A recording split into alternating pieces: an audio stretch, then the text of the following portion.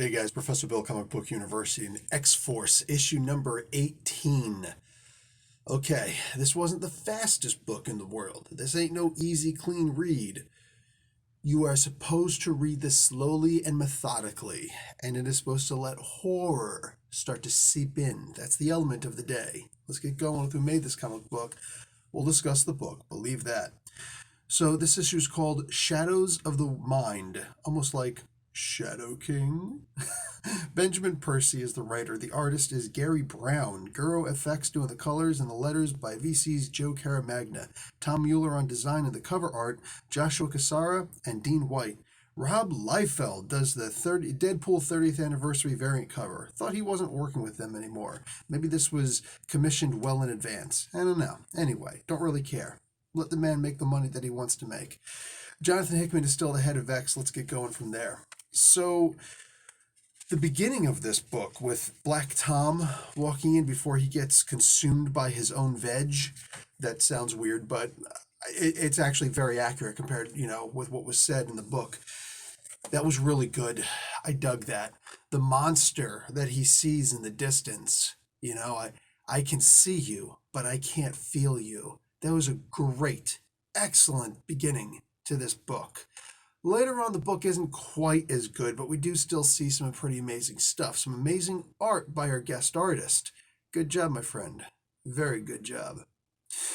We get to see several characters, including the Blob, kind of freak out in front of people as far as the Vision is concerned. Now, they don't realize it, but the people who are viewing this freak out thing, they're just completely taken aghast by it. And it definitely hampers them for a bit, but not very permanently. They know something is going on, but it just seems weird. It seems to really resonate like a horror psychic attack. It's almost like what I would imagine the New Mutants movie was supposed to feel like. Anyway, this was interesting to see this level of horror. This reminds me, in fact, a lot of the Lost Boys. How do you like your maggots, Michael? Your maggots. Michael, you're eating maggots. Your worms, Michael. How do you like your worms? Stuff like that. It was a really good couple of moments. There's a really weird one in here with Jean and Wolverine. I'll show you the part right here. I won't show you the freak out. But they're just hanging out and he's drinking coffee. She's like, it's weird to see you drinking coffee. What, you'd rather have beer breath? Well, he's like, are you okay with my coffee breath? She's like, kind of. And they kiss. I'm going to show you right over here. Scott comes out immediately after the whole freak out thing. Scott comes out and is like, Gene, you coming to bed? Come on, man. Come on, man. Listen, I remember seeing the blueprints to the housing plan here. All right. So you got Scott, you got Jean, you got Wolverine, right? I saw interconnecting doors there. You remember? I pointed that out to everybody, and people were like, what? Hey, what's going on? That must be a mistake in the plan. No, it wasn't a mistake in the plan, bro. Some of us saw this on the horizon. You know what I didn't see in that original schematic? I didn't see a bathroom with a shower in it. Okay, I didn't see no full bathroom in there. So I'm just putting this out there, bruh. I don't care if you're a guy. I don't care if you're a girl. You ask somebody else to come to bed. Meanwhile, they were literally, as you came out, they were just finishing a nice, healthy kiss. And you could be like, you coming to bed? Bruh. Come on now. This is just nasty at this point. I guess, if you get some kind of a freaking venereal disease or something, you want to start passing on mono to each other, you just be like, go to the crucible real quick and then come right back. We'll continue this from there. Come on. That's just nasty. Anyway, I said what I had to say about that. So then you got Beast. Beast goes and has himself a stroke. Now, Beast gets himself killed in this one, and it is so satisfying. Knowing what an absolute evil, furry little blue bastard he is. Oh, it was satisfying seeing him get murdered. Who murdered him? Mwah. You ever have a nice, tasty meal and after you finish, like a nice bowl of pasta with some great marinara with a meat in it? You know what I'm saying? You finish it up, you have the perfect Parmesan cheese, like fresh Parmesan cheese on there, a lemon, right? You just finish eating that and basil taste, and you're just like, ooh, and you take up that napkin and just, that feeling, right? That feeling. That's what it felt. Seeing this mother fathead be like, and the whole story around it. It's so great, this, because like they have Storm being a pretentious little prima donna.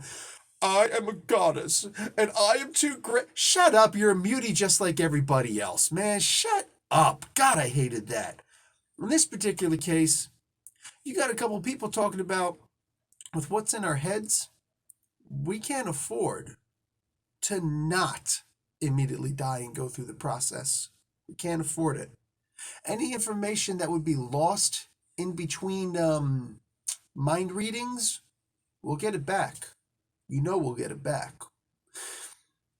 I love when people have their own private bargains to go along with the design that's already in place in the system. I love it.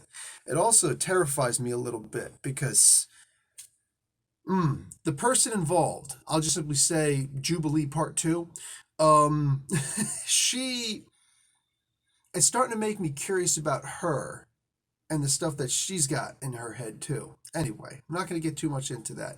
I will say though that it was weird seeing Beast.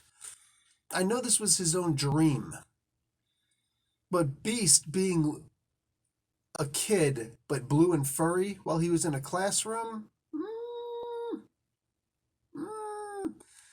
maybe that's just how he sees himself when he was in school, because he looked cute, little blue fur ball and all that, knowing he's going to grow up to be the monster that he is. But he would have looked human, just with big gigantic feet. That's it. Yeah, no. So I'm not going for that. Anyway, is what it is. This whole thing though revolves around Quentin Quire and the idea that his psychic footprint is on everything. Now, were they actually dealing with a Cthulhian monster in the previous issue? I mean, was that actually me freaking out and going, yes? Maybe. But it seems like a lot of it could potentially just be coming from Kid Omega. I don't know exactly where they're going with this, but the idea of the psychic horror, the body horror is not too impressive in this game. Not yet. And maybe it never will be. Maybe that's not what they're going for at all. Although it's certainly a good part of the Cthulhian mythos. But the idea of people slowly going insane, man, there are just not enough comic books in the world that have done this sort of, and I'm talking the past also, that have really gotten into this sort of a genre, this sort of a realm, So I am so pleased to see this today. Guys, this was not the greatest comic book that has ever been made. It's simply not. But seeing the slow and, again, very methodical descent into the mouth of madness, as it were, very satisfying. I'm talking like bone-crunchingly satisfying.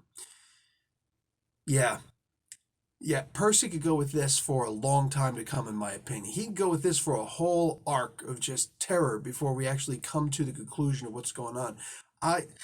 When you think about it, this is X-Force, man. This is X-Force. They can't let everybody else know what's going on. They can't possibly allow anybody else to get too close to the things that they're doing.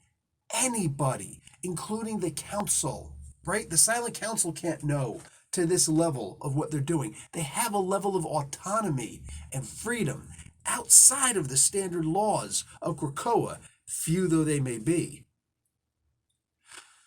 So seeing these guys slowly going insane, beautiful, beautiful, beautiful, including a former member of Gene that was actually mentioned in here.